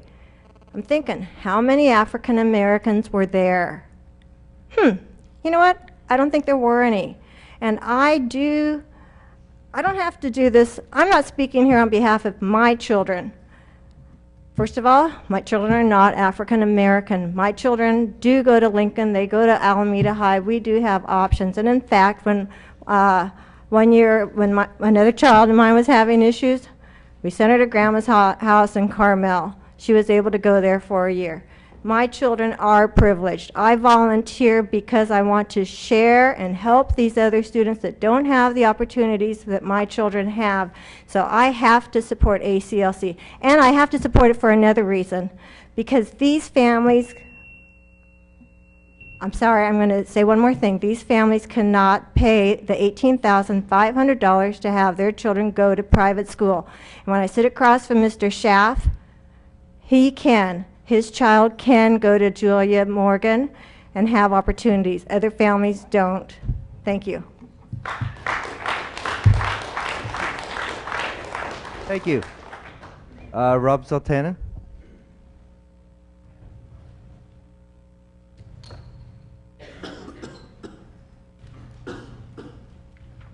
Good evening. I'm Rob Sultana, and I'm a parent and teacher. And just as a teacher and a citizen, I think it's great that we have passionate debate about the nature of our schools and how best we can improve them. So whatever happens after tonight, I think the community's kind of energized around schools and how to improve them. So that's a good thing, regardless of what else happens.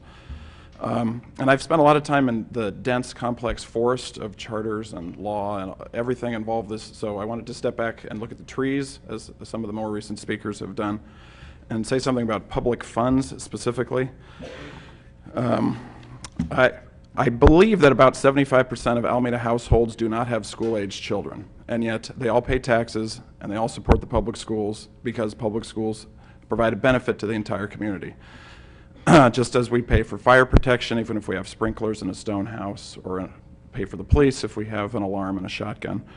But public schools benefit us all, and the idea that when I pay my taxes, it's for my kid and her education and my younger son's education, it's wrong, because I'm only paying 25% roughly of the cost of their education, even if I accepted that way of looking at it, and I don't. So the interests of the community are at stake here, not just an individual parent's desire for their kids, and I understand parents love and care for their children more than anyone else. But the public education funds are for the community at large. Your trusteeship, or your role as trustees, is to look out for those interests, and I submit that this charter doesn't fulfill the interests of the community, so I encourage you to deny the application. Thank you. Thank you. Michael O'Malley. Michael O'Malley?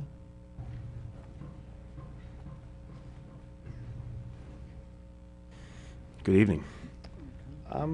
I like my choices just like anybody else. I've heard a lot about choices, whether my choice as a citizen, my choice as a parent, my choice as a teacher at Alameda High. I made a choice to move to Alameda, of all the different communities that are in the Bay Area.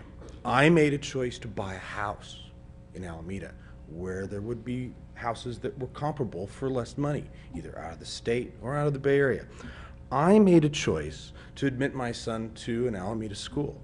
I made a choice to apply and get accepted in a position in Alameda Unified School District. What value do we have of our families making a choice, and my family making a choice? Please don't invalidate my choice and the 9,000 other choices of your students by the few that want to make their own choice for us. Thank you. Virginia McBride.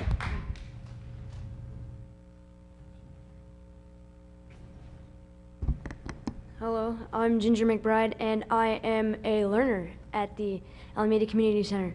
Not only am I a learner, I'm a community member, and I feel like I have a great impact in the way the community is run, and I feel like the NIA Community Learning Center would enable that many more students like myself to be able to change their learning environment so that it helps them become the best people they can be and become the best citizens that will eventually be responsible for this country and Alameda and California and, you know.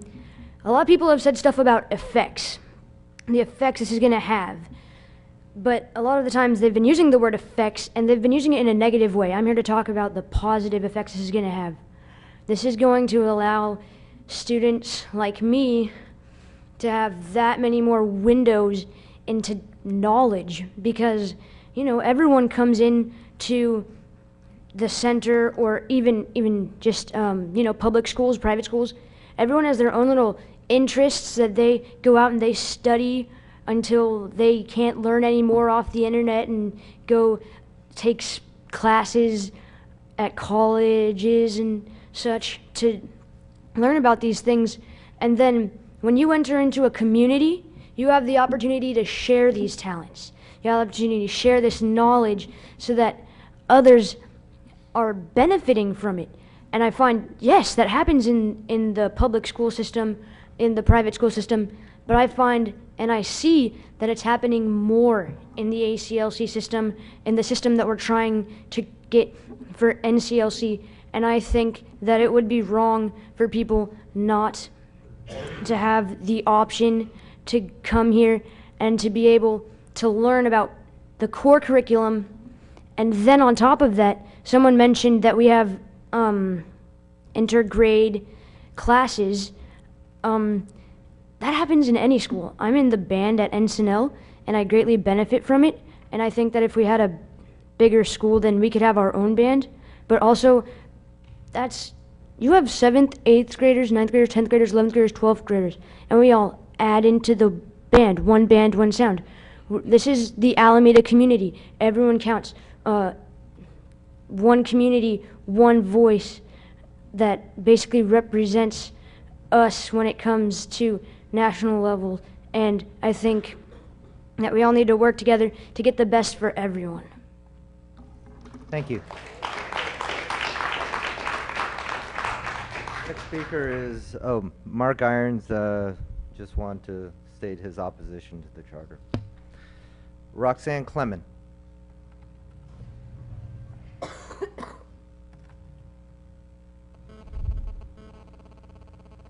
I'm a member of Choice. I believe in choice. In fact, I participate at Bay Farm School as a media center teacher, and our school used to be a school of choice. We opened as a year-round school.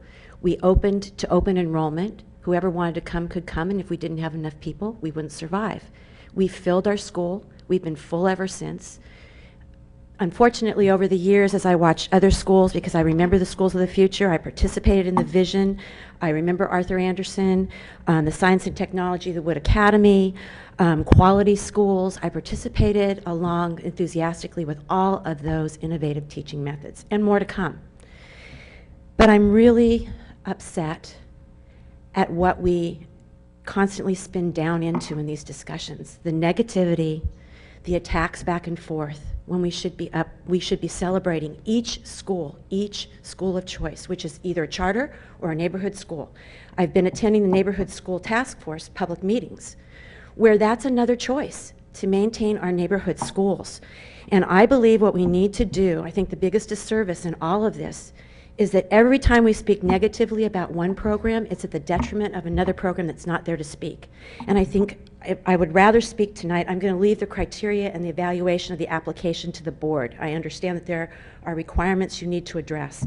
Instead, I want to speak about some things I think the school district needs to do immediately so that we can all have voices at all of our schools, and so that students like the one we just heard, who spoke eloquently about his program, I'm sure there are students at every school in town who can speak as eloquently and as passionately about their program in the same manner. So I think that we need to put in place immediately exit surveys at all the schools. These exit surveys would provide information that would help to evaluate the needs of each individual school, let them set what their priorities are, and when we come up against what I hear Lou saying is coming, the next set of budget cuts, we won't be in another reactionary attack mode. Instead, we'll let schools speak about what their priority is and try to come up with creative ways to finance their priorities, while they may have to discuss about letting go of some of the items at their schools. We need financial reports, not just when we talk about charter impacts, but we need to talk about the impacts of all of our specialized programs, because I consider each of our schools in town to have specialized programs within their school program that need to be discussed. We need to have full disclosure, and we need to understand, beyond the district's base support that's provided for students, what does it cost at each of the schools to administer those specialized programs, including new ones that might come along the line. I believe that we need to do online surveys of each of the stakeholder groups. I heard a lot of people tossing out what they feel is happening from school to school and input. I see no data. And we're talking about being a data-driven community. We need online surveys from student groups, parent groups, community groups, and teacher groups at each of our schools to talk about what's working, what's not working, what we can let go, and what we need to keep and let everything else go, but keep this essential piece that needs to be at the school. We need to be able to set priorities, and I don't think we can talk about that now. So the last thing I want to say is just, we have an opportunity to still share what's great about all of our Alameda schools, and each and every one of them, and I hope that we can harness the positive energy that exists at each of our schools and promote that, whether it's on the TV channel, whether it's with PSAs, whether it's with students standing up at the school board talking for 3 minutes about a program that they're impassioned about. I just want the negativity to stop, and I want us to celebrate what is good that's happening in Alameda for as long as we can, and to try to find out what the priorities are in terms of the budget cuts that are coming. Thank you. Thank you, Roxanne. Jane Zappa.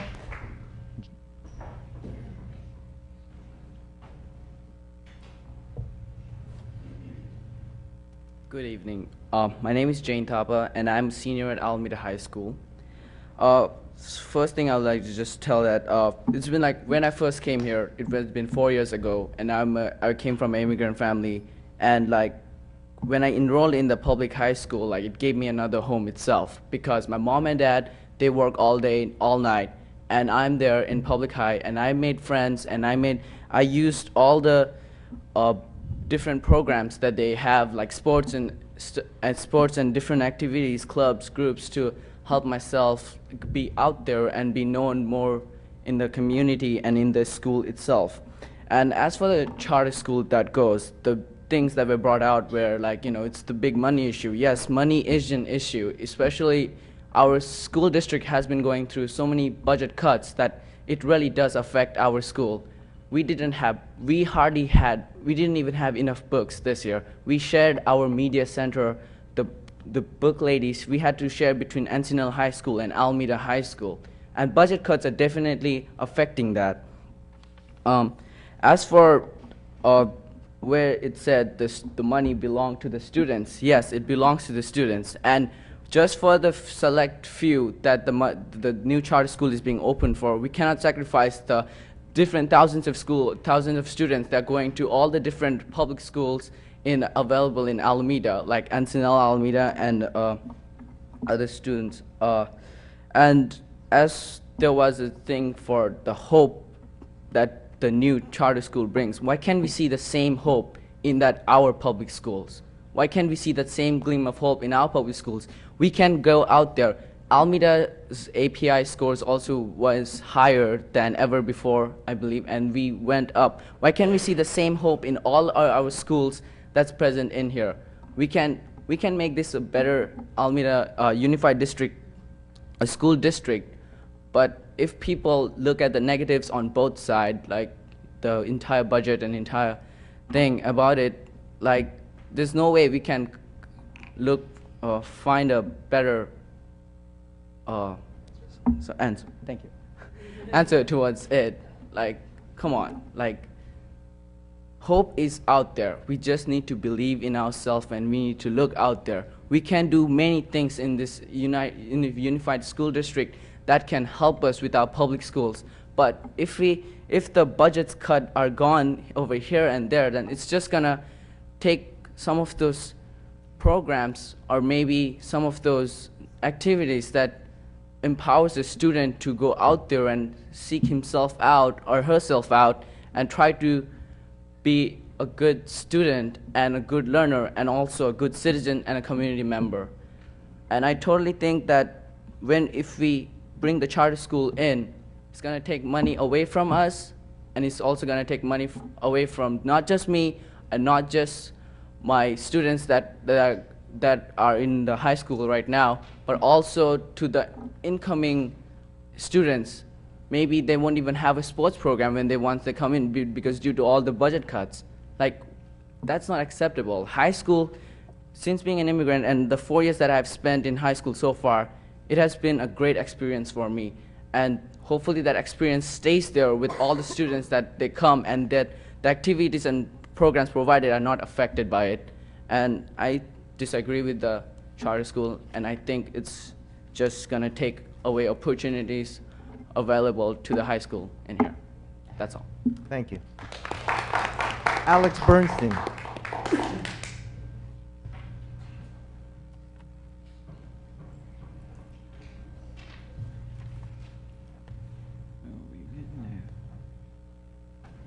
All right, it's getting late. I'll keep this pretty short.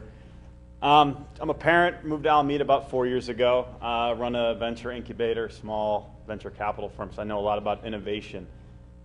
And you know, there's a couple things I have observed from, I feel like I'm a bit distant looking in on this. One thing is, it seems like an overwhelming proportion of the people who are against this have a financial interest in it. They're either employed as a teacher and they seem afraid of budget cuts that are coming if another school gets funded. I think a lot of their emotional statements, a lot of it comes from the fact that their job could be coming underneath those budget cuts, and it seems like that's an overwhelming influence in it. The second thing is, it seems like from the analysis that came out in the very first speaker and a lot of the looking at these things, there's these legal criteria that the legislature set up that created this need for charter schools, or almost like a pathway to create these charter schools. And it kind of looked like that we were looking for technicalities, so you could kind of skirt the responsibility or the leadership to which you're elected, these roles that you sit right now. You're sort of skirting your responsibility to say, well, can they amend the document? If they change it and it gets better and it gets approved by the next level up or the next person after that, then we're going to be saddled with this thing. Let's hope that they can't change it because they made a mistake. And then, oh my God, they can apply tomorrow and fix it. And I hope they do. I think they'll be back tomorrow and the next day. And when they do, you just at some point, the responsibility is going to fall on you to make a very hard decision. There's hundreds of parents who've lined up and said they want to go to this school. Whether they represent those exact dollars or not, or 25% or 75%, it's largely irrelevant. There's a huge need for this.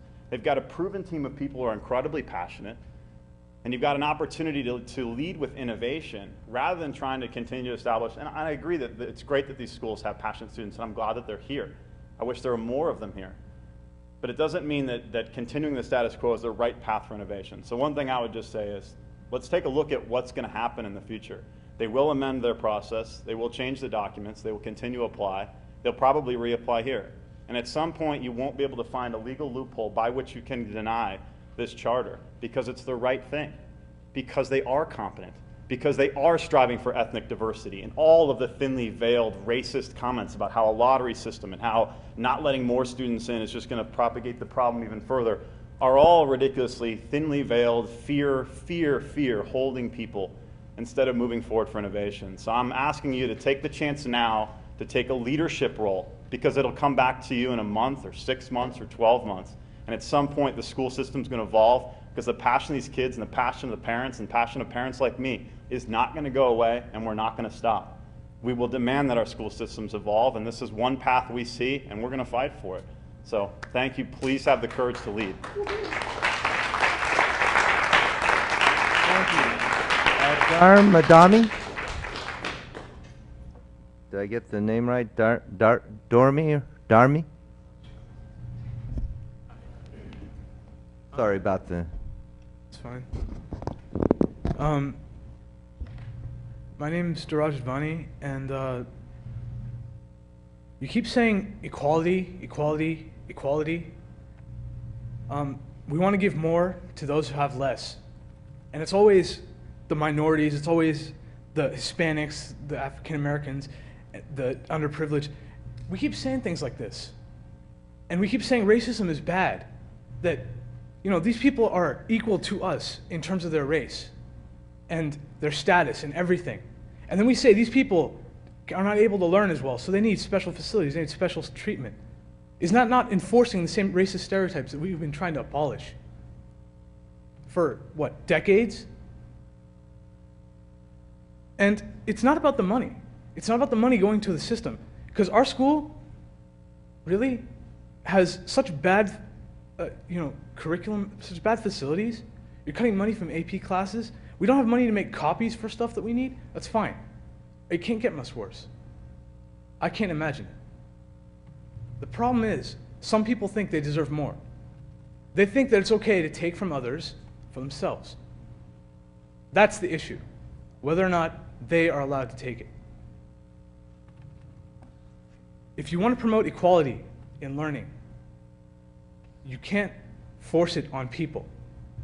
The second you start telling people they are special, either better or worse, and that they need special facilities, they need special treatment, their will to fight is gone. One of my oldest friends, he was a horrible student. Passing was a virtue to him. But when he met me, I talked to him. I told him, why? Why not try? It's your education, it's your life. His parents were horrible. They abused him physically, and they were just, that's not the point. But after I met him, he decided to start trying. He had a 4.0 the next semester, the very next semester. And it was about trying. If you want to promote equality, I suggest you start getting people to want to learn. I suggest you start equalizing, no, not equalizing. I suggest you start promoting will to fight for yourself, will to fight for your education and what you are. And that does not come from better facilities or more money going into the school system. It comes from people. That's where it has to come from. Everybody else walking up here, they start quoting their qualifications. They worked for so-and-so amount of time at everything. This is why their opinion matters. Well, I'm not going to tell you how long I've spent helping the community. I'm not going to tell you how long I've spent, fighting for what I believe. But maybe you'll weigh my opinion the same. Thank you. And then Win.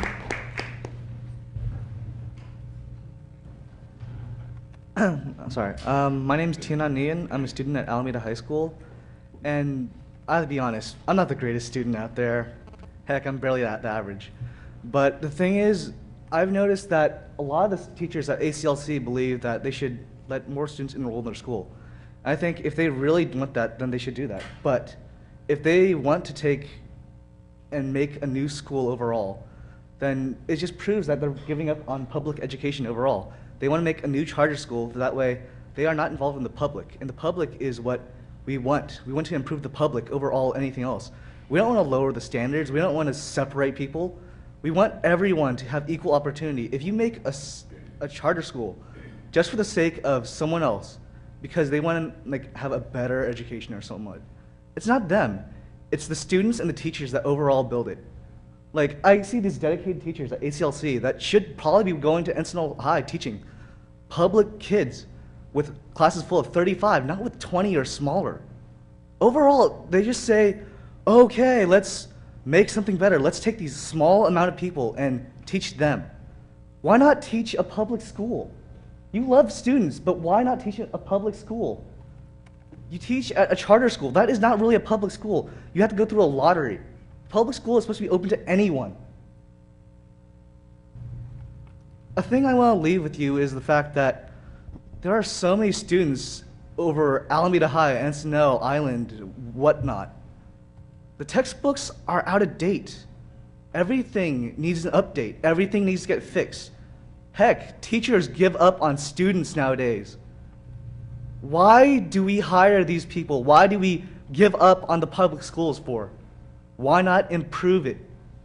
Why not make it better? I want to leave you with a quote, a very infamous, eminent quote that everyone should know. The road to hell is paved with good intentions. Thank you. Believe it or not, it's the last speaker slip. Ron Wolf.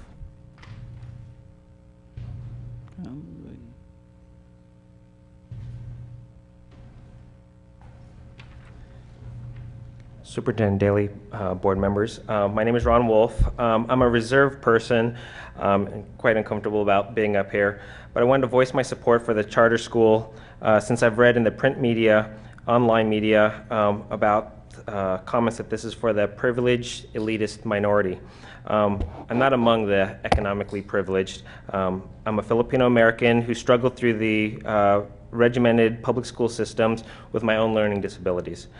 During high school, I found at least a few teachers who stepped outside of the norm of teacher-dominated instruction methods and allowed me to excel in the sciences and math. My children will do well in school because they have very involved parents, but I want them to have an opportunity to thrive in an atmosphere that promotes independent thinking, respectful debate, and exchange with their peers and teachers with a facilitated environment.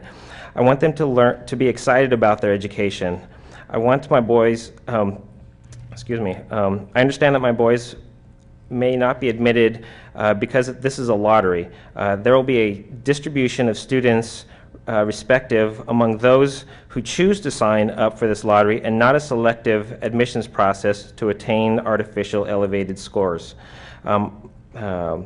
My wife and I have gotten to know the core NCLC team, and we know that this is a group of highly qualified, resourceful, motivated, and dedicated individuals who I'm confident have developed an outstanding and effective program. This charter school gives that choice for the current students within the Alameda Unified School District, and will attract some homeschoolers and students currently involved in the private schools. Please approve this charter petition. Thank you. Thank you.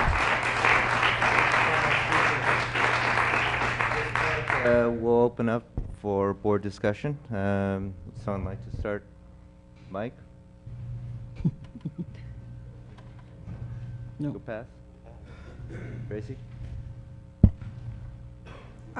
Before I talk about the petition or anything like that, or discuss what's been said tonight, I want to ask the superintendent a question, and because we just went through a debate. In fact, the last time we had this many speakers was about the Edison enrollment debate, which was a couple months ago. You all might remember that. And it was about students who wanted the choice to go to Edison School. Mm-hmm. And so what I want to ask the superintendent is, with regard to the demand for Edison or Franklin or Bayfront Island School, what would